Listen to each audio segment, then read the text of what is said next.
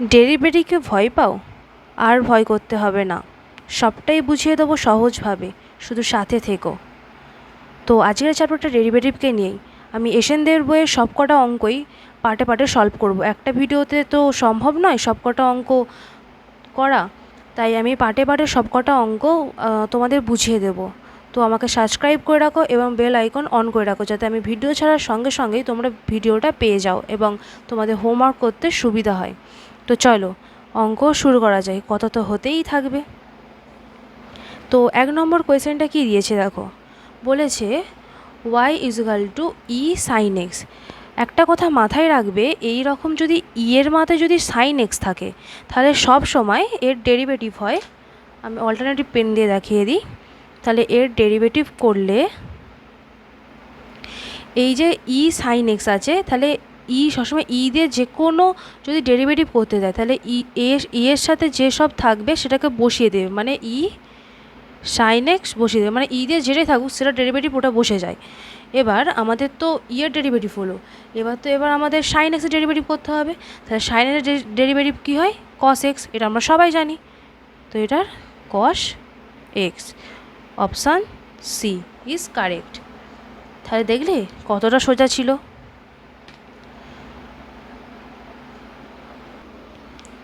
এরপরের সেকেন্ড অঙ্কটা হলো, সেকেন্ড অঙ্কটা কী দিয়েছে, বলেছে y = sin q(x) এর dy dx এর মান বার করতে বলেছে। তাহলে এটা কীরকমভাবে করব, তো লিখে নিই dy/dx = এখানে কি দিয়েছে, সাইনের মাথায় q(x), তাহলে আমরা কি জানি যে এরকম কোনো অঙ্ক থাকলে তার পাওয়ারটাকে আমরা সামনে নিয়ে চলে আসি। তাহলে পাওয়ারটাকে সামনে নিয়ে চলে আসি তাহলে কি হবে 3।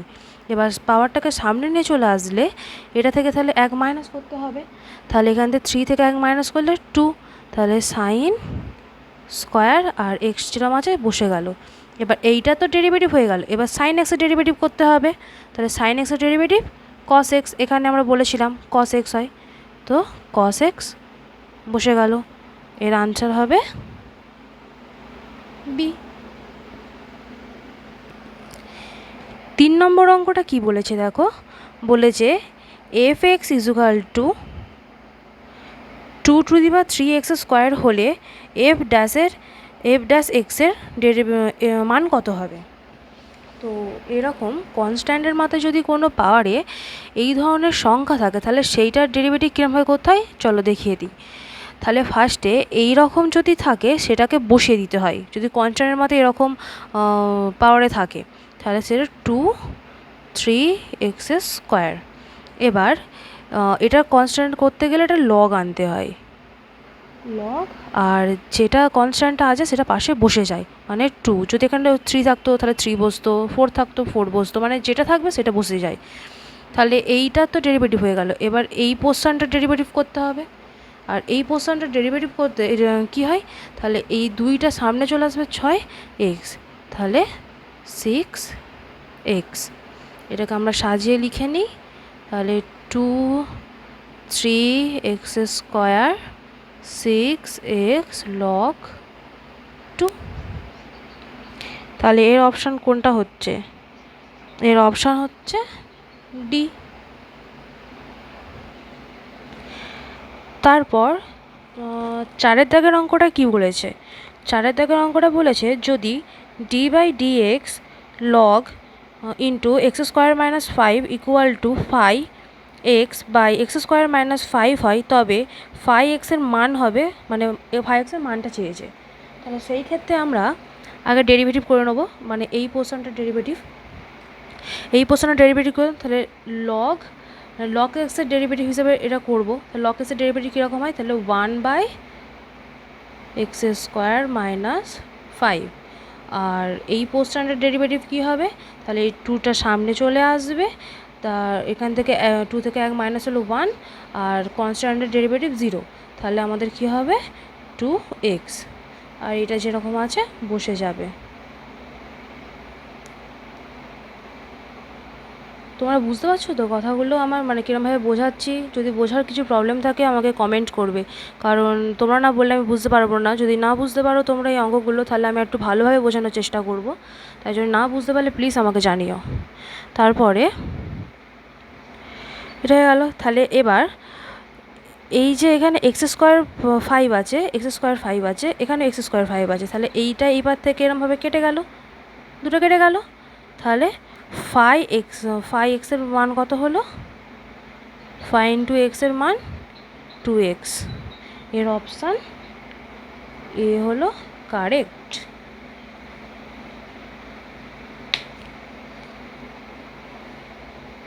এর পরের অঙ্কটা দিয়েছে 5-এর দাগে, বলেছে d by dx tan inverse x whole square is equal to k tan inverse 1 x into 1/1 plus x square.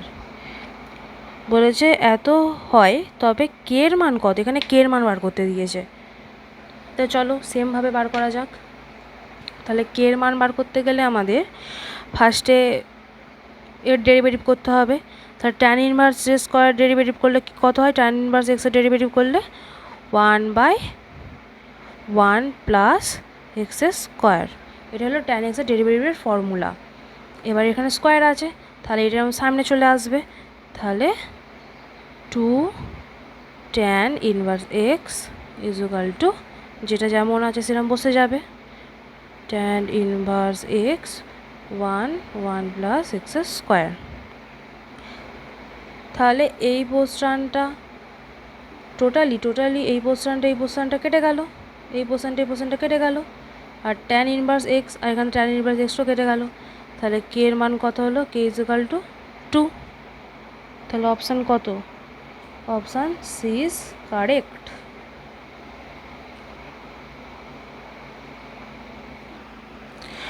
ছয়ের দাগের অঙ্কটা কী বলেছে? X square plus y square is equal to a square হলে ডিওয়াই বাই ডিএক্স এর মান কত হবে? তো চলো সেরমভাবে করা যাক। তাহলে ডিওয়াই বাই ডিএক্স এর রেসপেক্ট উভয় পক্ষে ডিওয়াই বাই ডিএক্স গুণ করে পাই। তাহলে DY by DX X square plus আবার D by DX by Y square is equal to D by DX ব্র্যাকেটে এক্স স্কোয়ার। এবার এক্স স্কোয়ারের ডেরিভেটিভ করলে কী হবে? তাহলে এই স্কোয়ারটা সামনে চলে আসবে, তাহলে 2, আর এখান থেকে 1 মাইনাস হয়ে গেলে এক্স বসে যাবে। আর ওয়াইয়ের সেমভাবে 2y, যেহেতু এখানে ডিএক্স আছে এটা ওয়াই আছে, তো এক্সের রেসপেক্টে ডেরিভেটিভ করছে, তার জন্য এটা বসে যাবে। যদি এক্স থাকতো তাহলে 1 হয়ে যেত, আর যেহেতু এখানে ওয়াই আছে তাই জন্য এইটা বসে যাবে। আর কনস্ট্যান্টের ডেরিভেটিভ সব সময় 0 হয়, তোমরা সবাই জানো। তাহলে এখান থেকে যদি আমি 2 কমন নিই, তাহলে x plus y d by dx is equal to 0। এবার এইটা যদি এইবারে গুণ করা হয় তাহলে 0 হয়ে যাবে। তাহলে কি হলো? X plus y d by dx is equal to 0। এখান থেকে আমি ওয়াই ডি বাই ডিএক্স, এক্সটাকে ওই পারে নিয়ে গেলে মাইনাস এক্স। এবার এখানে ডি, এটা ডি বাই যদি দেওয়া যায়, এটা আমি ডি ওয়াইও লিখতে পারি, ডি ওয়াই বাই ডিএক্স। তাহলে ডি ওয়াই বাই ডিএক্স কী হলো? Minus x by y. Option B is correct.